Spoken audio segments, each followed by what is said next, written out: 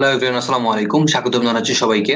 তো আজকে হচ্ছে আমরা ফিজিওলজির ফার্স্ট কার্ড, যেটার নাম হচ্ছে সেলুলার ফিজিওলজি ইন ব্লাড, অথবা এটার নাম হচ্ছে জেনারেল ফিজিওলজি ইন ব্লাড, সংক্ষেপে জিপিএন ব্লাড। তো এই কার্ডের হচ্ছে আমরা ফার্স্ট আইটেমটা সম্পর্কে আলোচনা করব। তো এই কার্ডের আন্ডারে প্রায় হচ্ছে 10টার মতো আইটেম আছে।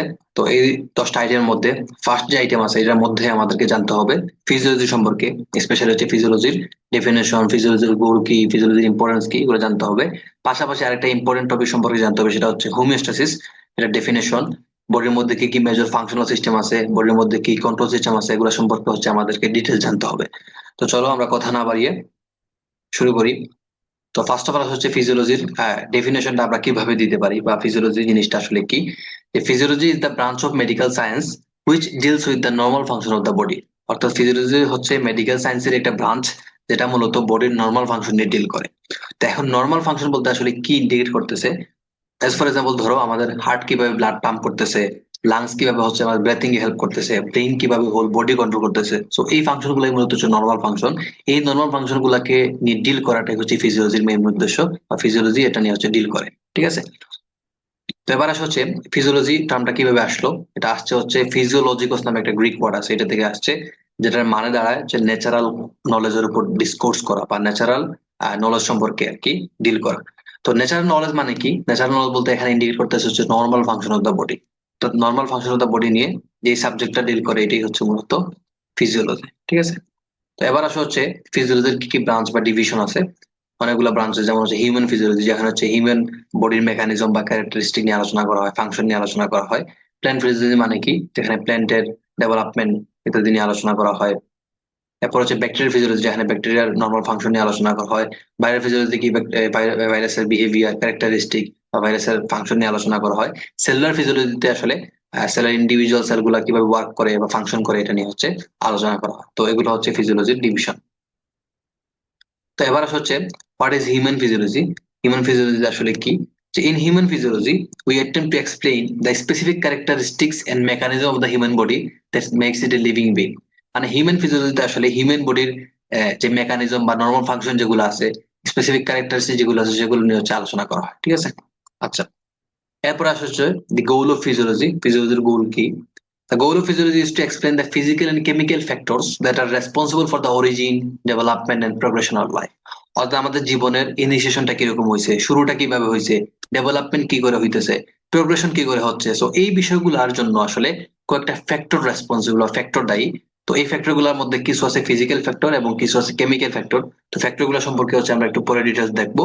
তো এই কোন কোন ফ্যাক্টর গুলা এটার পিছনে দায়ী, অরিজিন, ডেভেলপমেন্ট এবং প্রোগ্রেশনের পেছনে, এই ফ্যাক্টর গুলাকে এক্সপ্লেন করাটাই হচ্ছে ফিজিওলজির মেইন গোল। ঠিক আছে। এরপর হচ্ছে সেল।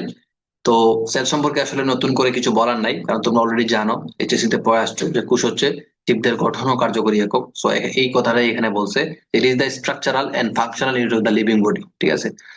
তো আমাদের বডিতে প্রায় হচ্ছে 100 ট্রিলিয়নের মতো সেল আছে, পুরো বডি মিলিয়ে। তো এখানে আরেকটা এক্সট্রা ইনফো মনে রাখবা, যে about 60% of the adult human body is fluid. মানে আমাদের হিউম্যান বডি যতটুকু ওয়েট আছে তার 60% হচ্ছে ফ্লুইড থাকে। ঠিক আছে। এজ ফর এক্সাম্পল, একজন যদি 70 কেজি ওয়েটের একজন মানুষ হয় আর কি, তো তার বডির 60% যদি হচ্ছে ওয়াটার হয় বা ফ্লুইড হয়, তাহলে এটা আনুমানিক হচ্ছে 42 লিটারের মতো আসে। 70 এর 60% হচ্ছে 42 লিটার। অর্থাৎ 70 কেজি ইন্ডিভিজুয়ালের বা 70 কেজি অ্যাডাল্ট মানুষের, তার বডির 60% হচ্ছে ওয়াটার, অর্থাৎ 42 লিটার হচ্ছে ওয়াটার বা ফ্লুইড। ঠিক আছে। এটা সম্পর্কে একটু পরে আমরা ডিটেল দেখতেছি। তো এটা দেখার আগে আসলে আমাদের দুইটা টার্ম সম্পর্কে এখানে স্পেসিফিকলি জানতে হবে। একটা হচ্ছে আইসিএফ আর একটা হচ্ছে ইসিএফ। তো আইসিএফ মানে আসলে কি? তো আইসিএফ মানে হচ্ছে ইন্ট্রাসেলুলার ফ্লুইড, অর্থাৎ একটা সেলের ভেতরে যে ফ্লুইড গুলো থাকে সেগুলোকে বলা হচ্ছে ইন্ট্রাসেলুলার ফ্লুইড। এবং ইসিএফ মানে হচ্ছে এক্সট্রা সেলুলার ফ্লুইড, অর্থাৎ সেলের বাইরে যে ফ্লুইড গুলো থাকে আর কি, সেটাকে বলা হচ্ছে এক্সট্রা সেলুলার ফ্লুইড। ঠিক আছে। ওকে। আমরা যদি একটা ফিগার দেখি, তাহলে এটা দেখলে আমাদের বুঝতে আরো সুবিধা হবে। তো এটা হচ্ছে একটা টিস্যু। তো টিস্যুর মধ্যে অনেকগুলো সেল দেখতে পাচ্ছ। তো সেলের মধ্যে যে ফ্লুইডটা থাকে আর কি, এই ফ্লুইডটাকে বলা হয় হচ্ছে ইন্ট্রাসেলুলার ফ্লুইড। এবং সেলের বাইরে যে ফ্লুইড গুলো থাকে আর কি, সেগুলাকে বলা হয় এক্সট্রা সেলুলার ফ্লুইড। ঠিক আছে, সেলের বাইরে। তো সেলের বাইরে যে ফ্লুইড গুলো থাকে, অর্থাৎ এক্সট্রা সেলুলার ফ্লুইডটা আবার হচ্ছে আহ দুইভাবে থাকতে পারে মেইনলি। মেইনলি হচ্ছে দুইভাবে থাকতে পারে। একটা হচ্ছে এই সেলগুলোর মাঝখানে যে স্পেসটা আছে, তো এই স্পেসটাকে বলা হয় ইন্টারস্টিশিয়াল স্পেস। তাহলে সেলগুলোর মাঝখানের যে স্পেস আছে, এই স্পেসের মধ্যে যে ফ্লুইড গুলো থাকে সেগুলোকে বলা হয় ইন্টারস্টিশিয়াল ফ্লুইড। তো এটা কিন্তু এক্সট্রাসেলুলার ফ্লুইডের মধ্যে পড়ে। আরেক ধরনের এক্সট্রাসেলুলার ফ্লুইড আছে যেটা হচ্ছে ব্লাড ভেসেলের মধ্যে থাকে। তো সেলের বাইরে যে ব্লাড ভেসেল আছে, এই ব্লাড ভেসেলের মধ্যে আমরা জানি যে প্লাজমা থাকে। সো এই প্লাজমা কিন্তু এক প্রকার ফ্লুইড। তো এই প্লাজমা এবং এই সেলগুলোর মাঝখানের যে ফ্লুইড আছে, এই দুইটা ফ্লুইড মিলিয়ে মেইনলি হচ্ছে ইসিএফ টা গঠিত হয়, ঠিক আছে। তো ইসিএফ টা হচ্ছে আরেকটা স্পেশাল ফ্লুইড নিয়ে গঠিত হয়, যেটার নাম হচ্ছে ট্রান্সসেলুলার ফ্লুইড। এটা সম্পর্কে আমরা একটু পরে আলোচনা করতেছি। তো মেইনলি ইসিএফ টা গঠিত হয়েছে হচ্ছে মেইনলি দুইটা জিনিস নিয়ে। একটা হচ্ছে ইন্টারস্টিশিয়াল ফ্লুইড বা আইএসএফ, এবং আরেকটা হচ্ছে প্লাজমা, যেটা আমাদের ব্লাড ভেসেলের মধ্যে থাকে, ঠিক আছে। এবং আরেকটা ফ্লুইড আছে যেটার নাম হচ্ছে ট্রান্সসেলুলার ফ্লুইড। তো এটা হচ্ছে এক প্রকার স্পেশাল টাইপ অফ ফ্লুইড, সম্পর্কে আমরা একটু পরে আলোচনা করতেছি, ঠিক আছে। তাহলে আমরা এখান থেকে পাইলাম যে আইসিএফ মানে কি ইন্ট্রাসেলুলার ফ্লুইড, যেটা সেলের মধ্যে থাকে। আর এক্সট্রাসেলুলার ফ্লুইড মানে কি, এক্সট্রাসেলুলার ফ্লুইড গুলো হচ্ছে দুই ভাবে থাকতে পারে। একটা হচ্ছে সেলগুলোর মাঝখানে থাকতে পারে, যেটাকে আমরা বলি ইন্টারস্টিশিয়াল ফ্লুইড। আর একটা হচ্ছে ব্লাড ভেসেলের মধ্যে থাকতে পারে, যেটাকে বলি প্লাজমা। এবং আরেক ধরনের স্পেশাল ফ্লুইড আছে যেটা হচ্ছে ট্রান্সসেলুলার ফ্লুইড, ঠিক আছে। এই তিনটাই মূলত হচ্ছে, তিনটা নিয়ে মূলত হচ্ছে ইসিএফ টা গঠিত। ওকে, একটু আগেই দেখলাম একজন মানুষের বডি ওয়েটের 60% হচ্ছে ওয়াটার, ঠিক আছে। তাহলে একজন 70 কেজি অ্যাডাল্টের ক্ষেত্রে তার বডির 60% হচ্ছে কত? 60% করলে আসে হচ্ছে 42 লিটার। মানে 70 × 0.6 সমান হচ্ছে 42 লিটার। তো এই 42 লিটার হচ্ছে তার টোটাল বডি ওয়াটার বা টোটাল বডি ফ্লুইড বলতে পারো। সো এই টোটাল বডি ওয়াটারটা আসলে কিছু থাকে হচ্ছে সেলের ভেতরে থাকে, আর কিছু থাকে হচ্ছে সেলের বাহিরে, ঠিক আছে। তো সেলের ভেতরে যেগুলো থাকে সেগুলোকে বলা হয় আইসিএফ বা ইন্ট্রাসেলুলার ফ্লুইড। এবং সেলের বাইরে যে ফ্লুইডটা থাকে সেটাকে বলা হয় ইসিএফ, যেটাকে বলা হয় এক্সট্রা সেলুলার ফ্লুইড, ঠিক আছে। তো আইসিএফ থাকে হচ্ছে সবচেয়ে বেশি পরিমাণে, অর্থাৎ সেলের মধ্যে ফ্লুইডটা বেশি থাকে। কারণ সেলের সংখ্যা যেহেতু অনেক বেশি থাকে, সো এটা থাকে প্রায় 2/3 অফ টোটাল বডি ওয়াটার। মানে যতটুকু বডি ওয়াটার থাকে তার 2/3 থাকে হচ্ছে আইসিএফ বা সেলের মধ্যে থাকে। আর ইসিএফ মানে কি, এক্সট্রা সেলুলার ফ্লুইড, মানে সেলের বাইরে যে ফ্লুইড আর কি, সেটা থাকে হচ্ছে 1/3, ঠিক আছে। তো 42 লিটারের 2/3 হচ্ছে 28 লিটার, এবং 42 লিটারের হচ্ছে 1/3 প্রায় 14 লিটার, ঠিক আছে। তো ইসিএফ কে আমরা দেখছিলাম যে আরো তিনটা ভাগে ভাগ করছি আমরা। একটা হচ্ছে প্লাজমা, এরপরে আছে যে ইন্টারস্টিশিয়াল ফ্লুইড বা আইএসএফ, যেটা সেলগুলার মাঝখানে যে স্পেস ছিল, ইন্টারস্টিশিয়াল স্পেসের মধ্যে ছিল। আর একটা ছিল হচ্ছে ট্রান্সসেলুলার ফ্লুইড। তো ট্রান্সসেলুলার ফ্লুইডটা হচ্ছে মূলত এক ধরনের স্পেশাল টাইপ অফ ফ্লুইড, যেটা সেলের ট্রান্সপোর্ট অ্যাক্টিভিটির জন্য তৈরি হয়। তো এই ট্রান্সসেলুলার ফ্লুইড আসলে কি কি আছে? বডির মধ্যে অনেকগুলো ট্রান্সসেলুলার ফ্লুইড আছে, যেমন হচ্ছে আমাদের লাংস এর যে কাভারিং যেটা আছে, কাভারিং এ তোমরা জানো এটার নাম হচ্ছে প্লুরা। তো প্লুরার দুইটা লেয়ার আছে, একটা হচ্ছে প্যারাইটাল লেয়ার, একটা হচ্ছে ভিসেরাল লেয়ার। তো এই লেয়ার গুলোর মাঝখানে যে ফ্লুইডটা থাকে সেটাকে বলা হয় প্লুরাল ফ্লুইড। তাহলে ট্রান্সলেট ফ্লুইড উদাহরণ হচ্ছে প্লুরাল ফ্লুইড আছে। এরপরে আসে হচ্ছে আমাদের বিভিন্ন জয়েন্ট স্পেসে, জয়েন্ট স্পেস যেটা সেটাকে বলা হয় সাইনোভিয়াল স্পেস। যেমন হচ্ছে নি জয়েন্টের যে স্পেস যেটা আছে, এটাকে বলা হয় সাইনোভিয়াল স্পেস। তো এই সাইনোভিয়াল স্পেসের মধ্যে যে ফ্লুইডটা থাকে সেটা হচ্ছে সাইনোভিয়াল ফ্লুইড। এরকম আরো অনেক ফ্লুইড আছে যেগুলো ট্রান্সসেলুলার ফ্লুইড হিসেবে পরিচিত, আর যেমন সেরিব্রোস্পাইনাল ফ্লুইড বা সিএসএফ। আরো আছে হচ্ছে পেরিকার্ডিয়াল ফ্লুইড, পেরিটোনিয়াল ফ্লুইড। তো এগুলো সম্পর্কে তোমরা বায়োকেমিস্ট্রিতে আরো ডিটেল জানতে পারবে, ঠিক আছে। আপাতত এই জিনিসটা একটু মনে রাখো, ওকে। তো এখন আসলে হচ্ছে what do you mean by the internal environment of the body আর কি, অর্থাৎ বডির ইন্টারনাল এনভায়রনমেন্ট বলতে আসলে কি বোঝায়। তো সংক্ষেপে বলতে গেলে, ইন শর্ট বলতে গেলে, ইন্টারনাল এনভায়রনমেন্ট বলতে আসলে ইসিএফ কে বোঝায়। তো কেন ইসিএফ কে বা এক্সট্রা সেলুলার ফ্লুইড কে ইন্টারনাল এনভায়রনমেন্ট বলা হয়, আমরা হচ্ছে একটু দেখে আসি এই ফিগারের মধ্যে। তো আমরা একটু আগে দেখেছিলাম যে আমার সেলের মধ্যে যে ফ্লুইড থাকে সেটা হচ্ছে আইসিএফ, এবং সেলের বাইরে যে ফ্লুইড গুলো থাকে সেটা হচ্ছে ইসিএফ। তো একটা সেলের সেলুলার লাইফকে মেনটেন করার জন্য বা সেলের সার্ভাইভালের জন্য তার কিছু আয়নের দরকার পড়ে, তার কিছু নিউট্রিয়েন্ট বা পুষ্টির দরকার পড়ে। নিউট্রিয়েন্ট বলতে হচ্ছে যেমন oxygen, glucose, fatty acid, amino acid, এগুলো দরকার পড়ে। সো যা যা লাগে একটা সেলের বেঁচে থাকার জন্য, যা যা লাগে তার সবকিছুই ইসিএফ এর মধ্যে থাকে, ঠিক আছে। আয়ন, নিউট্রিয়েন্ট, যা যা লাগে এভরিথিং কিন্তু ইসিএফ এর মধ্যে থাকে, ইসিএফ এর মধ্যে থাকে। সেটা ব্লাডের মধ্যেও থাকতে পারে, অথবা হচ্ছে এই যে সেলগুলার স্পেস যেটা আছে, ইন্টারস্টিশিয়াল স্পেসের মধ্যেও থাকতে পারে, ঠিক আছে।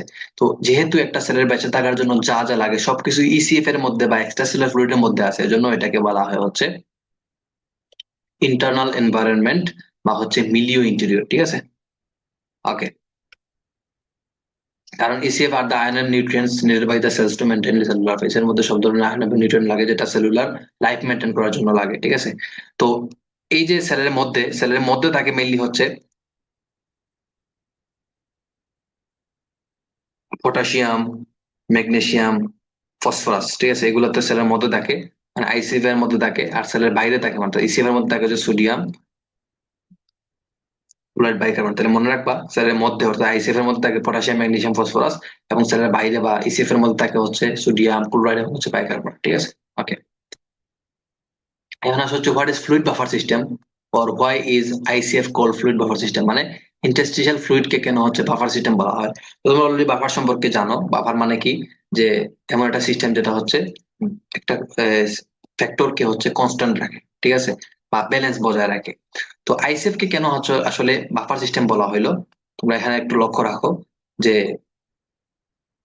সেলের মধ্যে যে ফ্লুইডটা থাকে সেটা হচ্ছে আইসিএফ, সেলের মাঝখানে যে ফ্লুইডটা থাকে সেটা হচ্ছে ইন্টারস্টিশিয়াল ফ্লুইড, এবং ব্লাডের মধ্যে যে ফ্লুইডটা থাকে সেটা হচ্ছে প্লাজমা।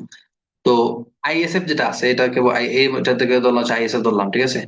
তো এই আইএসএফ কি করে, আমাদের ইন্টারসেলুলার ফ্লুইড এবং হচ্ছে প্লাজমার মধ্যে ফ্লুইডের আদান প্রদান করে, ঠিক আছে, ফ্লুইড করে অথবা রিসিভ করে, করার মাধ্যমে সেলের মধ্যকার ফ্লুইড এবং ব্লাডের মধ্যকার যে ফ্লুইড আছে এটার মধ্যে ব্যালেন্সটা বজায় রাখে। এজন্য আইএসএফ বা ইন্টারস্টিশিয়াল ফ্লুইড কে হচ্ছে বাফার সিস্টেম বলা হয়, ঠিক আছে। ওকে, আশা করি তোমরা বুঝতে পারছো। তো এরপরে আসা হচ্ছে parameters use to keep internal environment constant. তো ইন্টারনাল এনভায়রনমেন্ট মানে আসলে কি, আমরা একটু আগে দেখে আসছি যে ইন্টারনাল এনভায়রনমেন্ট মানে হচ্ছে ইসিএফ, ইসিএফটাই হচ্ছে মূলত ইন্টারনাল এনভায়রনমেন্ট। তো এক্সট্রাসেলুলার ফ্লুইড কে কনস্ট্যান্ট রাখার জন্য বা ইন্টারনাল এনভায়রনমেন্ট কে কনস্ট্যান্ট রাখার জন্য তার মধ্যে থাকা কিছু প্যারামিটারকে কি রাখতে হয়, কনস্ট্যান্ট রাখতে হয়। তো ইসিএফ এর মধ্যে কি কি প্যারামিটার আছে, যেমন ফ্লুইড ভলিউম, অর্থাৎ ইসিএফ এর যে ভলিউম আছে এটা আমাদের কি রাখতে হয়, সবসময় কনস্ট্যান্ট রাখতে হবে। যদি ইসিএফ এর ভলিউম বেড়ে যায় বা ইসিএফ এর ভলিউম কমে যায় তখন দুই ক্ষেত্রেই কিন্তু আমাদের সমস্যা হয়ে থাকে, ঠিক আছে। আমরা এটা সম্পর্কে ডিটেলস পরে জানতে পারবো। এরপরে আসে হচ্ছে ইলেকট্রোলাইট কনসেন্ট্রেশন, অর্থাৎ ইসিএফ এর মধ্যে ইলেকট্রোলাইট যেগুলো ছিল, সোডিয়াম ছিল, ক্লোরাইড ছিল, বাইকার্বনেট ছিল, তো এগুলোর কনসেন্ট্রেশনটা বজায় রাখা কিন্তু খুবই জরুরি, ঠিক আছে। এরপরে আসলে হচ্ছে pH of the body fluid. আমরা জানি আমাদের বডির নর্মাল পিএইচ হচ্ছে 7.4 ধরে ফেললাম, ঠিক আছে। তো এই 7.4 চেয়ে যদি বেশি হয়ে যায় বা কমে যায় তাহলে কিন্তু আমাদের বডিতে নানা ধরনের সমস্যা অ্যারাইজ করে। সো আমাদের বডি ফ্লুইডের যে পিএইচ যেটা এটাকে মেনটেন করতে হয়। পাশাপাশি body temperature, so body average temperature 37 degree Celsius এর মতো। সো এটাও কিন্তু আমাদেরকে কনস্ট্যান্ট ভ্যালুতে রাখতে হবে বা নর্মাল রাখতে হবে। সো এই প্যারামিটার গুলোকে যদি আমরা কনস্ট্যান্ট রাখতে পারি তাহলে কি হবে, আমাদের ইন্টারনাল এনভায়রনমেন্ট যেটা আছে সেটা, ইসিএফ যেটা এটাও কনস্ট্যান্ট থাকে, ঠিক আছে। তো এরপরে আসে হচ্ছে আমাদের মোস্ট ইম্পর্টেন্ট যে টপিকটা সেটা হচ্ছে হোমিওস্টেসিস। হোমিওস্টেসিস মানে আসলে কি। তো হোমিওস্টেসিসটা আসলে ডেফিনেশনটা দেওয়ার আগে আমরা যদি হচ্ছে একটা এক্সাম্পল চিন্তা করি তাহলে আমাদের জন্য এটা বুঝতে সুবিধা হবে। এজ ফর এক্সাম্পল আমরা জানি একটু এই যেটা দেখলাম সেটা হচ্ছে আমাদের বডির নর্মাল পিএইচ হচ্ছে 7.4, ঠিক আছে। তো এই 7.4 যে নর্মাল পিএইচ আছে এটা থেকে যদি কোনো কারণে পিএইচটা বেড়ে যায়, ধরো বেড়ে হচ্ছে 7.6 হয়ে গেল, বেড়ে, অথবা কমে হচ্ছে তোমার 7.1 হয়ে গেল, ঠিক আছে। তাইলে যখন আমার বডি পেজটা 7.6 হয়ে গেল বেড়ে, অথবা কমে 7.1 হয়ে গেল, তখন কিন্তু আমাদের বডির যে নর্মাল ফাংশন আছে এটা কিন্তু হ্যাম্পার হবে। যেমন বিভিন্ন ধরনের এনজাইম আমাদের, আমরা জানি কেমিক্যাল রিয়েকশনের জন্য বিভিন্ন এনজাইম লাগে, সো এনজাইম গুলো অ্যাক্টিভিটি কি হবে, হ্যাম্পার হবে। এনজাইম গুলো অ্যাক্টিভিটি হ্যাম্পার হলে কিন্তু আলটিমেটলি কেমিক্যাল রিয়েকশন গুলা কি হবে, অল্টারেশন হবে বা ঠিক মতো হবে না, ঠিক আছে। অর্থাৎ বডির নর্মাল ফাংশনটা হ্যাম্পার হবে। সো এটা যাতে না হয় আমাদের বডির মধ্যে কিছু সিস্টেম আছে যেগুলাকে বলা হয় কন্ট্রোল সিস্টেম। তো এই কন্ট্রোল সিস্টেম কি করে, কোনো একটা ফ্যাক্টর যদি বেড়ে যায় এটাকে কমিয়ে নরমাল নিয়ে আসে, অথবা কোনো একটা ফ্যাক্টর যদি কমে যায় সেটাকে বাড়িয়ে নরমালে নিয়ে আসে। সো এই যে বিষয়টা, এভাবে মেনটেন করার যে বিষয়টা বডির নর্মাল ফাংশন, এটাকে বলা হয় হোমিওস্টেসিস। আশা করি যে তোমরা বুঝতে পারছো। এখন হচ্ছে আমরা ডেফিনেশনটা যদি দেখি তাহলে তোমরা ইজিলি বুঝতে পারবা যে homeostasis means maintenance of nearly constant condition, মানে বডির যে নর্মাল কনস্ট্যান্ট কন্ডিশন যেগুলো আছে, যে প্যারামিটার গুলো আমরা একটু দেখলাম তাদের একটা নির্দিষ্ট নর্মাল ভ্যালু আছে। সো এই ভ্যালু গুলা মেনটেন করার যে প্রসেস, এটাই হচ্ছে কি হোমিওস্টেসিস। তো কোন জায়গার ভ্যালু গুলার কনস্ট্যান্ট কন্ডিশন বজায় রাখা উচিত সেটা হচ্ছে ইন্টারনাল এনভায়রনমেন্ট বা হচ্ছে ইসিএফ এর মধ্যে যে প্যারামিটার গুলো ছিল একটু আগে দেখলাম, সেগুলো হচ্ছে fluid volume, electrolyte concentration, pH, body temperature. So এই বিষয়গুলারে কনস্ট্যান্ট রাখার জন্য যে প্রসেস সেটাই হচ্ছে হোমিওস্টেসিস, ঠিক আছে। আচ্ছা, তো the term was first coined by Walter Bradford Cannon of USA, but the principle of homeostasis was grasped by Claude Bernard much earlier. So এই দুজন সায়েন্টিস্টের নাম মনে রাখো, ঠিক আছে। তো এই যে হোমিওস্টেসিসটা যে মেনটেন হইতেছে, যে বাড়লে কমিয়ে নর্মালে নিয়ে আসা বা কমলে বাড়িয়ে নর্মালে নিয়ে আসা, তো এই বিষয়গুলো আসলে দুইটা মেকানিজমের মাধ্যমে হয়। একটা হচ্ছে নেগেটিভ ফিডব্যাক মেকানিজম, আর একটা হচ্ছে পজিটিভ ফিডব্যাক মেকানিজম। তো নেগেটিভ ফিডব্যাক মেকানিজমটা আসলে কিভাবে কাজ করে, এজ ফর এক্সাম্পল, ধরো আমাদের বডির মধ্যে কোনো কারণে কার্বন ডাই অক্সাইডের কনসেন্ট্রেশনটা অনেক বেশি বেড়ে গেছে, ঠিক আছে। এটা কিন্তু আমাদের বডির জন্য খুবই হার্মফুল। তো এটাকে বাড়লে আমাদের বডির মধ্যে কিছু কন্ট্রোল সিস্টেম আছে, এটাকে কি করে কন্ট্রোল সিস্টেম ইনিশিয়েট বা অ্যাক্টিভেট হওয়ার মাধ্যমে এই কার্বন ডাইঅক্সাইড যে বেড়ে গেছে এটাকে কমিয়ে নরমালে নিয়ে আসে, ঠিক আছে। তাহলে এই যে বাড়ার কারণে কি হয়েছে, আমাদের কন্ট্রোল সিস্টেমের একটা অ্যাক্টিভেট হওয়ার কারণে কার্বন ডাইঅক্সাইডটার কনসেন্ট্রেশনটা আবার কমিয়ে নিয়ে আসছে। তাহলে এখানে কি হয়েছে, এখানে নেগেটিভ ফিডব্যাক দিছে, যেটা বেড়ে গেছে এটাকে কমায় নিয়ে আসছে, ঠিক আছে। তো এটাকে হচ্ছে বলা হয় নেগেটিভ ফিডব্যাক। আবার পজিটিভ ফিডব্যাক ম্যানেজম মানে কি, বডির মধ্যে কোনো একটা জিনিস বেড়ে গেছে, এটাকে আরো বাড়ায় দাও, ঠিক আছে, এটাকে বলা হয় হচ্ছে পজিটিভ ফিডব্যাক। তো আমরা হচ্ছে এখন নেগেটিভ ফিডব্যাক ম্যানেজমেন্ট কয়েকটা এক্সাম্পল দেখবো, দেখলে তোমাদের আরো ক্লিয়ার হবে, এবং পজিটিভ ফিডব্যাক ম্যানেজমেন্ট কয়েকটা উদাহরণ দেখবো, তখন তোমাদের আরো ক্লিয়ার, ঠিক আছে। তো আশা করি তো আমরা হচ্ছে শুরু করি। তো নেগেটিভ ফিডব্যাক মেকানিজমের ডেফিনেশনটা তোমরা কিভাবে দিবা, if some factor become excessive or deficient, a control system initiates a series of changes that return the factor towards a certain mean value. Thus, maintaining homeostasis is called negative feedback mechanism. তাহলে একটু আগেই আমরা যেটা বললাম যে আমাদের ধরো কোনো কারণে পিএইচটা বেড়ে গেছে বা হচ্ছে কমে গেছে, ঠিক আছে, তখন আমাদের কি হয়, আমাদের বডির মধ্যে কন্ট্রোল সিস্টেম কি করে, একটা চেঞ্জেস নিয়ে আসে, যে চেঞ্জের কারণে আমাদের পিএইচ যে আগের যে সার্টেন ভ্যালুতে ছিল বা যে নির্দিষ্ট একটা রেঞ্জে ছিল ওই রেঞ্জে নিয়ে আসে। সো এই যে হোমিওস্টেসিস মেনটেন করার যে প্রসেস, এটাকে বলা হয় হচ্ছে নেগেটিভ ফিডব্যাক মেকানিজম, ঠিক আছে। ওই যে বাড়লে কমিয়ে নিয়ে আসা, কমলে আবার বাড়ায় নিয়ে আসা, বাড়ায় নর্মালে নিয়ে আসা। তো এই বিষয়টা হচ্ছে আমাদের নেগেটিভ ফিডব্যাক মেকানিজম, ঠিক আছে। তো এখন হচ্ছে আমরা কয়েকটা এক্সাম্পল দেখবো, এক্সাম্পল দেখলে তোমাদের আরো ক্লিয়ার হবে। তো ফার্স্ট অফ অল আসে হচ্ছে ইস্ট্রোজেন রেগুলেশন। তোমরা জানো যে আমাদের ফিমেলদের একটা হরমোন আছে যেটার নাম হচ্ছে ইস্ট্রোজেন। তো এই হরমোনটা যখন হচ্ছে ব্লাডের মধ্যে অনেক বেশি বেড়ে যায় আর কি, তখন কি হয়, নেগেটিভ ফিডব্যাক মেকানিজমের মাধ্যমে এই এস্ট্রোজেন লেভেলটা কি হয়ে যায়, কমে আবার নর্মালে চলে আসে। সো এটা কিন্তু নেগেটিভ ফিডব্যাক মেকানিজমের একটা এক্সাম্পল। আমরা যদি ফ্লোচার্ট আকারে দেখি তাহলে তোমাদের জন্য বুঝতে আরো ইজিয়ার হবে। তো তোমরা জানো যে ব্রেনের মধ্যে একটা পার্ট আছে হাইপোথ্যালামাস এবং একটা হচ্ছে পিটুইটারি, ঠিক আছে, দুইটাই হচ্ছে গ্ল্যান্ড। তো হাইপোথ্যালামাস কি করে, হাইপোথ্যালামাস হচ্ছে একটা হরমোন রিলিজ করে, যেটার নাম হচ্ছে জিএনআরএইচ বা গনাডোট্রোপিন রিলিজিং হরমোন, গনাডোট্রোপিন রিলিজিং হরমোন, ঠিক আছে, বা সংক্ষেপে এটাকে আমরা জিএনআরএইচ বলি। তো এই হরমোনটা হচ্ছে হাইপোথ্যালামাস থেকে যখন রিলিজ হয়, রিলিজ হওয়ার পরে এটা আসে হচ্ছে পিটুইটারি গ্ল্যান্ডে। তো পিটুইটারি গ্ল্যান্ডের হচ্ছে দুইটা পোর্শন থাকে, একটা হচ্ছে এন্টেরিয়র পিটুইটারি, একটা হচ্ছে পোস্টেরিয়র পিটুইটারি। যখন এটা এন্টেরিয়র পিটুইটারি গ্ল্যান্ডে আসলো, তখন সেখান থেকে সে আরেকটা হরমোনের সিক্রেশন ঘটায়, যেটার নাম হচ্ছে ফলিকল স্টিমুলেটিং হরমোন বা এফএসএইচ। তো এই হরমোনটা যখন হচ্ছে সিক্রেশন হইলো,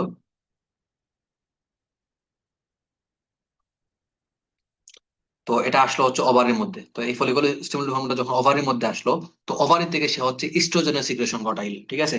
যখন ইস্ট্রোজেনের পরিমাণটা অনেক বেশি বেড়ে যাবে, তখন এই ব্লাডের মধ্যে যখন যখন ব্লাডের মধ্যে ইস্ট্রোজেনের পরিমাণটা অনেক বেশি বেড়ে যাবে, তখন এটা হচ্ছে দুইটা নেগেটিভ সিগন্যাল পাঠাবে, একটা পাঠাবে হচ্ছে এন্টেরিয়র পিটুইটারির মধ্যে, এবং আরেকটা নেগেটিভ সিগন্যাল পাঠাবে হচ্ছে হাইপোথ্যালামাসের মধ্যে। কারণ এই গ্ল্যান্ড গুলা থেকে যে হরমোন গুলো সিক্রেট হয়েছিল এগুলাই কিন্তু ওভারি থেকে এস্ট্রোজেন রিলিজ করার জন্য স্টিমুলাস দিছিল। সো আমি যদি এই জায়গাগুলোকে নেগেটিভ সিগন্যাল পাঠাই, তাহলে যেগুলো থেকে যে হরমোন গুলা স্টিমুলাস দিছিল সেই হরমোন গুলার সিচুয়েশনটা কমায় দিবে, তখন আমাদের এস্ট্রোজেনের যে লেভেল আছে ওইটা কিন্তু আবার কমিয়ে নর্মালে চলে। এখন হচ্ছে আমরা সেকেন্ড এক্সাম্পলটা দেখবো কিভাবে থাইরয়েড হরমোন রেগুলেশন হয়।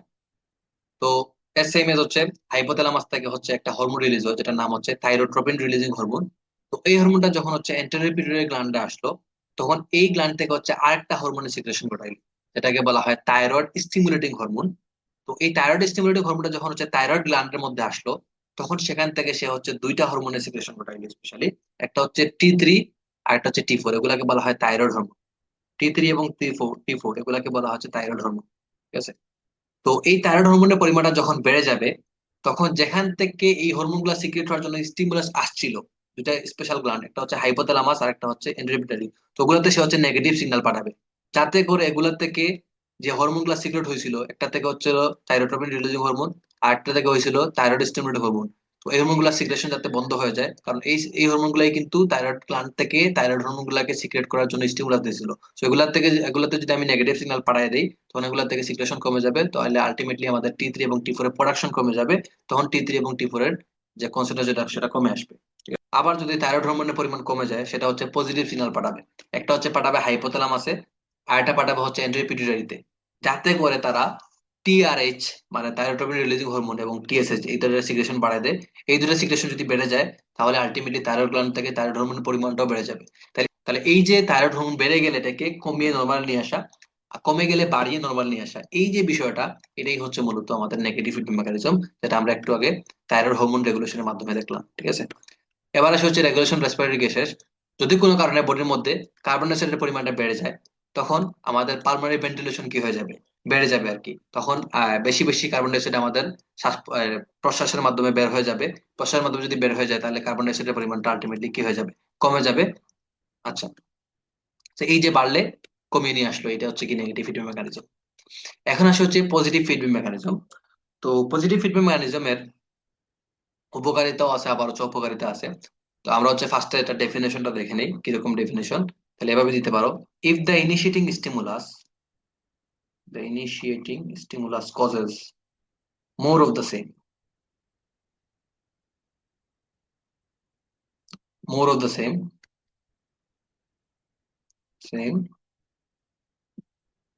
ইট is called positive feedback mechanism.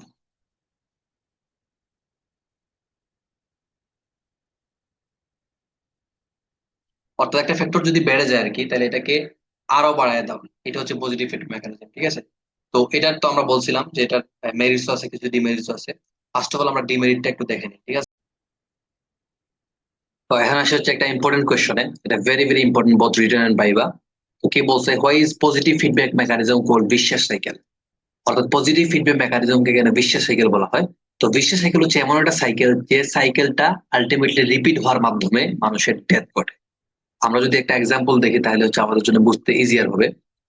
একটা যে মনে রাখবা, এই পজিটিভ ফিডব্যাক মেকানিজমটা হচ্ছে বডির স্টেবল কন্ডিশন থেকে এটাকে আনস্টেবল করে ফেলে এবং ধীরে ধীরে এটা মৃত্যুর দিকে ঠেলে দেয়। তো ধরো হচ্ছে একজন মানুষ অ্যাক্সিডেন্টের কারণে 2 লিটারের মতো ব্লাড লস করছে। ঠিক আছে, তখন কি হবে, নর্মালি আমরা জানি যে একজন ইন্ডিভিজুয়ালের ক্ষেত্রে তার 5 থেকে 6 লিটারের মতো ব্লাড থাকে। ঠিক আছে, যদি কোনো অ্যাক্সিডেন্টের কারণে সে 2 লিটারের মতো ব্লাড লস করে ফেলে তাহলে তার ব্লাড থাকবে হচ্ছে 3 থেকে 4 লিটারের মতো। তো আগে 5 থেকে 6 লিটার থাকা অবস্থায় বা নর্মাল থাকা অবস্থায় সে যে পরিমাণ ব্লাড পাম্প করতে পারতো, 2 লিটার ব্লাড লস হওয়ার পরে কিন্তু সেই পরিমাণ পাম্প করতে পারবে না। মানে বডি সারা বডিতে কিন্তু সেই পরিমাণ ব্লাড পৌঁছে দিতে পারবে না। অর্থাৎ তার পাম্পিং অ্যাক্টিভিটি অনেক কমে যাবে। তাহলে আমরা যদি ফ্লোচার্ট আকারে লিখি, if a person blade 2 litre, 2 litre of blood, ঠিক আছে, তখন কি হবে, তার যে পাম্পিং অ্যাক্টিভিটি, আগে যে পরিমাণ পাম্প করতে পারতো সেই পরিমাণ কিন্তু এখন পাম্প করতে পারবে, পাম্পিং অ্যাক্টিভিটিটা কমে যাবে। ঠিক আছে, এখন যেহেতু তার ব্লাড 2 লিটারের মতো ব্লাড লস হয়েছে, তার মানে কি হবে, ব্লাডের যে ভলিউম যেটা আছে এই ভলিউমটা কমে যাবে। আর ব্লাডের ভলিউম যদি কমে যায় তখন ব্লাডের প্রেশারটাও কমে যাবে। তাহলে ব্লাড প্রেশার কি হয়ে যাবে, ডিক্রিজ হয়ে যাবে। আচ্ছা, এখন ব্লাড প্রেশার যদি কমে যায় তাহলে বডির যে ইম্পর্টেন্ট অর্গান যেগুলো আছে এগুলোর মধ্যে কিন্তু ব্লাড ফ্লো এর পরিমাণটা কমে যাবে। তো সবচেয়ে ইম্পর্টেন্ট যে ব্যাপারটা সেটা হচ্ছে আমাদের হার্টের যে মাসেল যেগুলো আছে বা হার্টের যে মাংসপেশি যেগুলো আছে এগুলোতে কিন্তু কন্টিনিউয়াসলি অক্সিজেন বা নিউট্রিয়েন্টের দরকার পড়ে বা পুষ্টির দরকার পড়ে। তো এগুলো আসে কিন্তু হার্টের নিজস্ব আর্টারি, যেটা সেটা হচ্ছে করোনারি আর্টারি, এই আর্টারির মধ্য দিয়ে আসে। এখন যদি কোনো কারণে ব্লাড ফ্লো কমে যায় তখন হার্টের যে মাসল যেগুলো আছে এগুলো কিন্তু ঠিক মতো পুষ্টি পাবে না বা অক্সিজেন পাবে না। হার্টের মাসল গুলো যদি ঠিক মতো নিউট্রিয়েন্ট না পায় সেক্ষেত্রে এগুলার যে পাম্পিং অ্যাক্টিভিটি এগুলো কিন্তু কমে যাবে। অর্থাৎ আগে যে পরিমাণ ফোর্স নিয়ে তারা কি করতো, ব্লাড পাম্প করতো, এখন সেই পরিমাণ বা সেই একই পরিমাণ ফোর্স নিয়ে কিন্তু পাম্প করতে পারবে না। অর্থাৎ হার্টের মাসল গুলো উইক হয়ে যাবে। তাহলে আমরা এখানে লিখতে পারি blood flow to the cardiac muscle বা হার্ট মাসল বিগ ডিক্রিজড। ঠিক আছে, কমে যায়। এখন ব্লাড ফ্লো যদি কমে যায় তখন হার্টের যে মাসল যেগুলো আছে এগুলা উইক হয়ে যাবে। তাহলে heart muscle becomes weaker, heart muscle become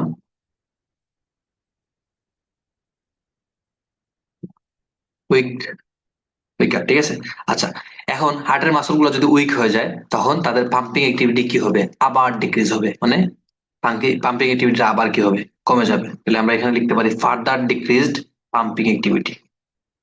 তো এই যে পাম্পিং অ্যাক্টিভিটি কমছে, পাম্পিং অ্যাক্টিভিটি কমলে কি হয়, ব্লাড প্রেশার কমে যাবে, ব্লাড প্রেশার কমে গেলে এই হার্টের মাসল গুলাতে ব্লাড ফ্লো কমে যাবে, হার্টের মাসল গুলাতে ব্লাড ফ্লো যদি কমে যায় তাহলে হার্টের মাসল গুলো উইক হয়ে যাবে, তখন কি হবে, পাম্পিং অ্যাক্টিভিটি আবার ডিক্রিজ হবে, তাহলে এই সাইকেলটা কি হবে, বারবার রিপিট হবে।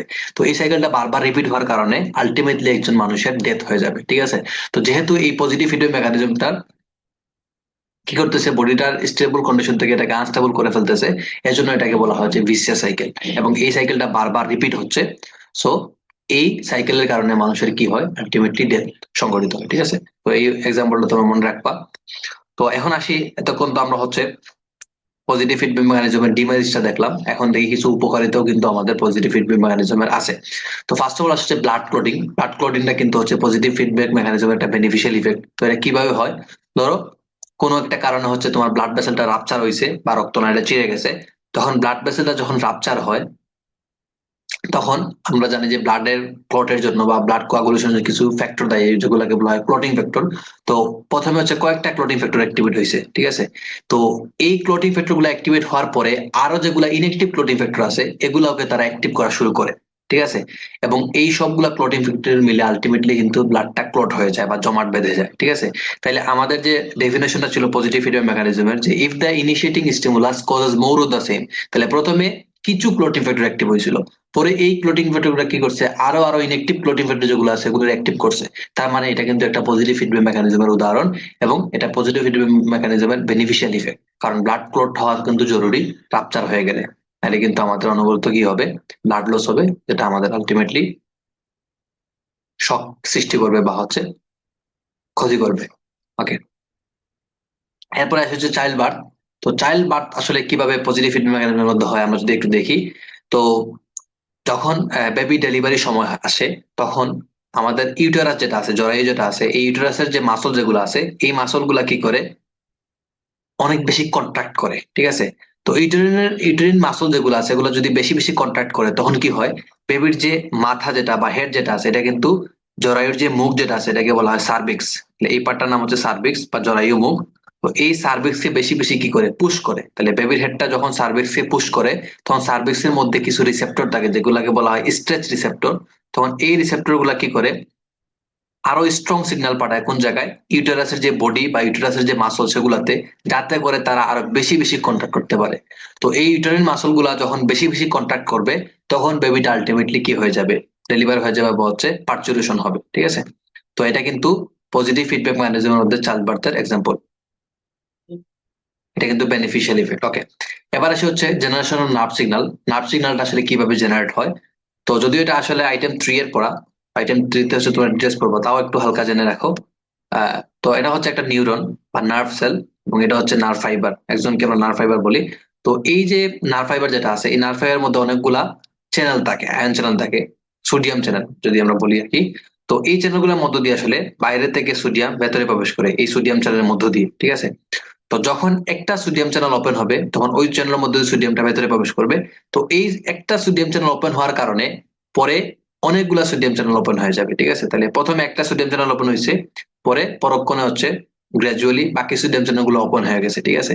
তাহলে প্রথমে একটা অ্যাক্টিভেট হয়েছে বা একটা ওপেন হয়েছে, পরে বাকিগুলো ওপেন হয়েছে, তার মানে আমাদের পজিটিভ ফিডব্যাক মেকানিজমের যে ডেফিনেশনটা ছিল, if the initiating stimulus causes more of the same, it is called positive feedback mechanism, তাহলে এটার সাথে মিলে গেছে। সো এটাও কিন্তু আমাদের পজিটিভ ফিডব্যাক মেকানিজমের এক্সাম্পল, ঠিক আছে। আচ্ছা, এই সোডিয়াম প্রবেশ করার পরে কিন্তু এখানে অ্যাকশন পটেনশিয়াল জেনারেট হবে। আচ্ছা, এরপরে আসে হচ্ছে origin of nutrients in ECF আর কি, অর্থাৎ এক্সট্রাসেলুলার ফ্লুইডের মধ্যে যে নিউট্রিয়েন্ট গুলো আছে বা পুষ্টি যেগুলো আসে এগুলা আসলে কোন কোন জায়গা থেকে আসে। পুষ্টি বলতে বা নিউট্রিয়েন্ট বলতে আমরা আগেই বলছিলাম যে অক্সিজেন আছে, গ্লুকোজ আছে, ফ্যাটি অ্যাসিড আছে, অ্যামাইনো অ্যাসিড আছে, এগুলো হচ্ছে নিউট্রিয়েন্টস। এগুলো আসলে কিভাবে আসে, তো অক্সিজেন যেটা সেটা তো তোমরা জানো যে রেসপিরেটরি সিস্টেমের মধ্য দিয়ে, অর্থাৎ আমাদের লাংস এর মধ্যে অক্সিজেনটা আসে, আসার পরে লাংসের যে অ্যালভিওলাই আছে এটার মধ্যে দিয়ে ডিভিশন হয়ে পরে ব্লাডের মধ্যে চলে আসে। সো অক্সিজেনটা এভাবে আসে রেসপিরেটরি সিস্টেমের মধ্যে দিয়ে। এরপরে গ্যাস্ট্রোইন্টেস্টিনাল ট্রাক্ট যেটা আছে, তো আমরা যখন কোনো খাবার খাই সেটা কি হয়, স্টোমাকে যায়, স্টোমাক থেকে পরে স্মল ইন্টেস্টাইনে যায়। তো বেশিরভাগ খাবারগুলাই কিন্তু স্মল ইন্টেস্টাইনে গিয়ে অ্যাবজর্ব হয়, অ্যাবজর্ব হওয়ার পরে সেটা কি হয়, ব্লাডের মধ্যে চলে পরে সারা বডিতে ছড়িয়ে যায়, ঠিক আছে।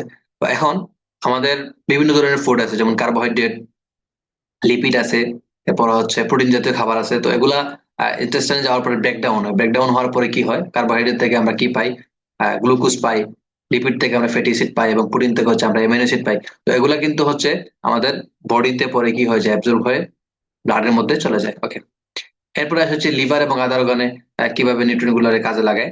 তো কিছু কিছু অ্যাবজর্ব ম্যাটেরিয়াল আছে যেগুলো আসলে সরাসরি আমাদের সেল ইউজ করতে পারে না, এগুলো একটু মডিফায়ার দরকার পড়ে। তখন আমাদের লিভার কি করে, এগুলার কেমিক্যাল কম্পোজিশনটাকে চেঞ্জ করে ফেলে।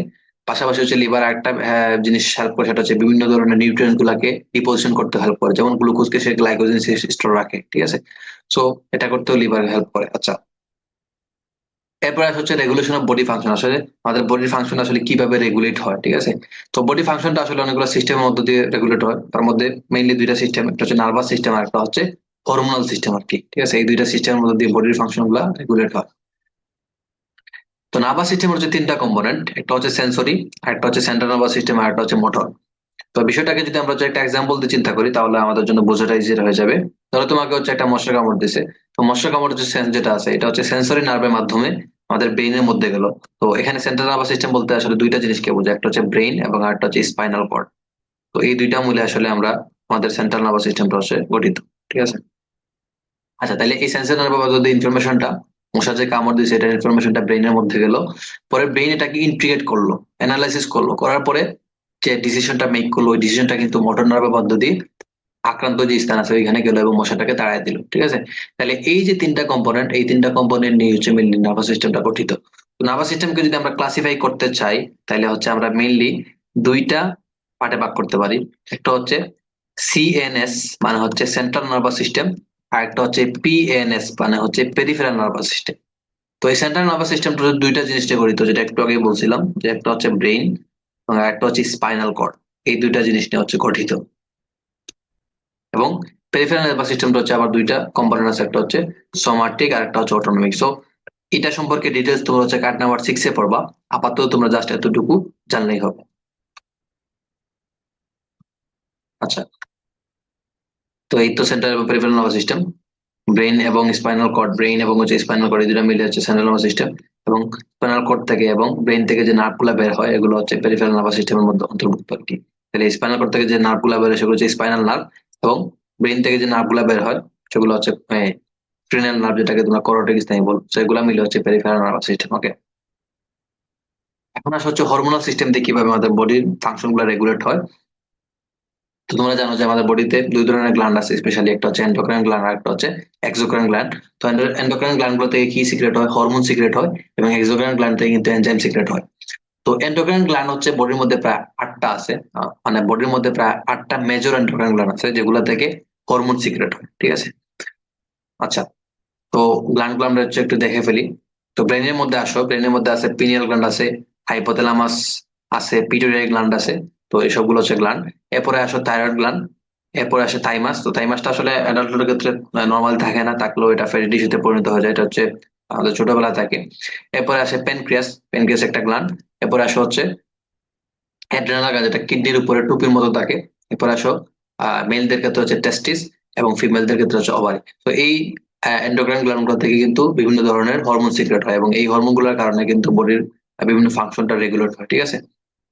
আচ্ছা, এই যে thyroid, for example thyroid hormone. তো থাইরয়েড হরমোনটা কি করে, আমাদের বিভিন্ন সেলের মধ্যে যে কেমিক্যাল রিয়েকশন গুলো হয় এগুলার রেট কে কন্ট্রোল করে বা ইনক্রিজ করে, ঠিক আছে।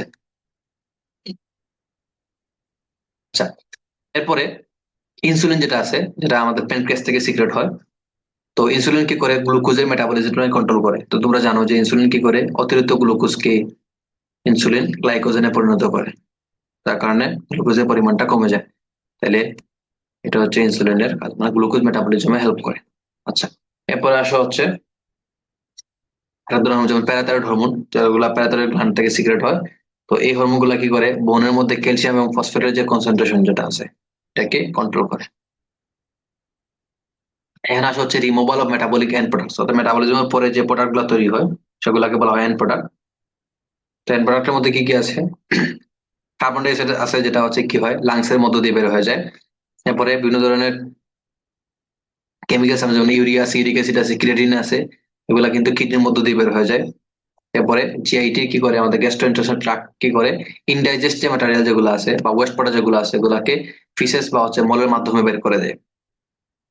এবং লিভারের কাজ কি, লিভারের হচ্ছে টক্সিক যে পদার্থ যেগুলো আছে, টক্সিক সাবস্টেন্স গুলো ডিটক্সিফাই করে, যেমন বিভিন্ন ধরনের ড্রাগ হইতে পারে, বিভিন্ন ধরনের কেমিক্যাল হইতে পারে। তোমরা যে control system of the body, এটা তোমরা রিডিং পড়ে নিও, অলরেডি আমরা পড়ে আসছি এটা সম্পর্কে। তো এখন আসলে হচ্ছে একটা ইম্পর্টেন্ট বিষয় হচ্ছে gain of A control system. তো এটাকে যদি হচ্ছে আমরা একটা এক্সাম্পল হিসেবে চিন্তা করি, তখন আমাদের জন্য বোঝাটা ইজিয়ার হয়ে যাবে। তো আমরা জানি আমাদের নর্মাল ব্লাড প্রেশার কত। নর্মাল ব্লাড প্রেশার হচ্ছে 120/80, ঠিক আছে। সিস্টোলিক 120 এবং ডায়াস্টোলিক হচ্ছে 80 মিলিমিটার মার্কারি। তো এটাকে আমি এবারে 100 মিলিমিটার মার্কারি ধরলাম, ঠিক আছে। ওকে, ধরো কোনো কারণে ব্লাড প্রেশারটা বেড়ে 175 মিলিমিটার মার্কারি হয়ে গেছে। তো আমরা জানি কোন একটা ফ্যাক্টর বেড়ে গেলে এটাকে কমায় নর্মালে নিয়ে আসা, কমে গেলে এটাকে বাড়িয়ে নর্মালে নিয়ে আসা, এটা কিন্তু হচ্ছে কন্ট্রোল সিস্টেমের কাজ, ঠিক আছে। তো আমাদের বডি তো হচ্ছে কন্ট্রোল সিস্টেমটা ফুললি ফাংশনাল না, বা ফুললি কাজ করতে পারে না, কিছু ত্রুটি আছে তার মধ্যে। তো তার কথা ছিল হচ্ছে 175 মিলিমিটারে যেহেতু বেড়ে গেছে, মানে 100 থেকে যেহেতু 175 মিলিমিটার মার্কারে হয়ে গেছে, তার মানে এটাকে কমায় আবার 100 নিয়ে আসা। তো যেহেতু কন্ট্রোল সিস্টেম ফুললি ফাংশনাল না, তার মানে পুরাপুরি কিন্তু আগের জায়গায় নিয়ে আসতে পারবে না। ধরো এটাকে কমায় সে 125 মিলিমিটার মার্কারিতে নিয়ে আসছে, তাহলে কতটুকু কমায় নিয়ে আসছে? -50 মিলিমিটার মার্কারের মতো, ঠিক আছে। 175 থেকে নামায় 125 মিলিমিটার মার্কারিতে নিয়ে আসছে, ঠিক আছে। কিন্তু স্টিল নাও তার আগের ভ্যালুতে যাইতে হইলে তার +25 মিলিমিটার মার্কারের মতো এরর রয়ে গেছে, মানে +25 মিলিমিটারের মতো সে কারেক্ট করতে পারে নাই। এখন এই গেইন বলতে, কোন একটা কন্ট্রোল সিস্টেমের গেইন বলতে বোঝায় কতটুকু কারেকশন করছে এবং কতটুকু এরর রয়ে গেছে, এটা রেশিও, ঠিক আছে। তো সে কারেকশন করছে কতটুকু? 175 থেকে 125 নামায় আসছে, তার মানে -50 মিলিমিটার মতো কারেকশন করছে, কিন্তু এরর রয়ে গেছে স্টিল না +25। তার মানে এখানে তার গেইন হচ্ছে -2। আশা করি যে তোমরা বুঝতে পারছো। এরপর হচ্ছে আরো দুইটা টপিক সম্পর্কে জানতে হবে, একটা হচ্ছে ফিড ফরওয়ার্ড কন্ট্রোল, আর একটা হচ্ছে অ্যাডাপটিভ কন্ট্রোল। তো ফার্স্ট অফ অল আমরা দেখি যে অ্যাডাপটিভ কন্ট্রোল বলতে আসলে কি বোঝায়। যে it is a control method in which one or more parameters are sensed and used to vary the feedback control signals in order to satisfy the performance criteria। তো এটাকে যদি হচ্ছে আমরা সিম্পল এক্সাম্পল দিয়ে চিন্তা করি, তাহলে তোমাদের জন্য বোঝাটা ইজিয়ার হয়ে যাবে। ধরো হচ্ছে তুমি একটা কোনো কোল্ড এরিয়াতে আসো আর কি, এখানে খুব বেশি শীত। তো ওই এরিয়াতে কি হবে, তোমার বডিটা ধীরে ধীরে হচ্ছে হিট কনজারভেশনটা বাড়ায় দিবে, অর্থাৎ তোমার বডির মধ্যে হিট লসটা কমায় দিয়ে হিট প্রোডাকশনটা বাড়ায় দিবে, ঠিক আছে। তো এটাও কি এক প্রকার অ্যাডাপটিভ কন্ট্রোল। তাইলে আশা করি তোমরা বুঝতে পারছো। তো এখানে কি বলছে, the nervous system uses adaptive control system for control of appropriate movement of the body. বডির বিভিন্ন মুভমেন্টের জন্য আমাদের নার্ভাস সিস্টেম কি করে, অ্যাডাপটিভ কন্ট্রোল সিস্টেমটা ইউজ করে। আচ্ছা, এরপরে হচ্ছে ফিড ফরওয়ার্ড কন্ট্রোল। তো এখানে কি বলছে সংজ্ঞা, it is a control method in which the corrective signal is applied before the output of a process. অর্থাৎ একটা জিনিসের আউটপুট আসার আগে তার মধ্যে কিছু কারেক্টিভ সিগন্যাল অ্যাপ্লাই করা হয়, এটা হচ্ছে কি ফিড ফরওয়ার্ড কন্ট্রোল। আমরা যদি একটা এক্সাম্পল চিন্তা করি, তোমরা যখন হচ্ছে কোনো খাবারের কথা চিন্তা করো, বা কোনো খাবারের স্মেল নাও, বা কোনো খাবার দেখো, তখন আমাদের বডির মধ্যে আমাদের ব্রেন কি করে, স্যালাইভারি গ্ল্যান্ড থেকে স্যালাইভা সিক্রেশন বাড়ায় দেয়, এবং হচ্ছে গ্যাস্ট্রিক জুস যেগুলো আছে সেগুলো সিচুয়েশন বাড়ায় দেয়, ঠিক আছে। তাহলে এই যে ফুডটা কিন্তু এখনো তোমার বডির মধ্যে এন্টারই করে নাই, বা ফুডটা তুমি এখনো খাওয়াই নাই, খাওয়ার আগেই তোমার ব্রেন কি করে ফেলছে, ব্রেন সিগন্যাল দেওয়ার মাধ্যমে স্যালাইভা সিক্রেশন করছে, প্লাস হচ্ছে গ্যাস্ট্রিক জুস সিক্রেশন করছে। তাহলে এখানে একটা কারেন্টের সিগন্যাল অ্যাপ্লাই হয়েছে আউটপুট আসার আগেই। তো এটাকে বলা হচ্ছে ফিড ফরওয়ার্ড কন্ট্রোল। অথবা একটা কথা তোমরা চিন্তা করতে পারো, সেটা হচ্ছে এরকম যে এক্সারসাইজের আগে কি হয়ে যায়, আমাদের হার্টবিটটা অনেক বেশি বেড়ে যায়, ঠিক আছে।